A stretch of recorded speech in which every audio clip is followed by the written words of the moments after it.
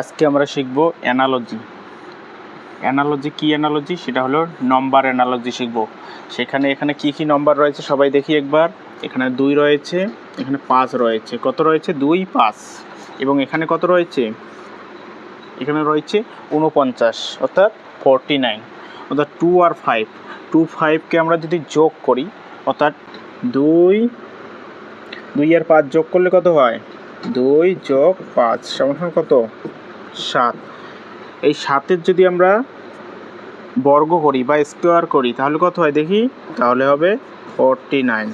তাহলে প্রথমটা তো এইভাবে হয়ে গেল, আমরা বুঝতে পারলাম 2 এবং 5-এর যোগ করে তার বর্গ। এবং পরেরটি আমরা দেখি 5, 3। তাহলে এইদিকে করি 5 যোগ 3 সমান কত? 8। এই 8-এর যদি আমরা বর্গ বা স্কোয়ার করি তাহলে কত হয় দেখি? 64। দেখি কত আছে? দেখো এখানে কিন্তু 64 রয়েছে। তাহলে এখন আমার করতে হবে কি?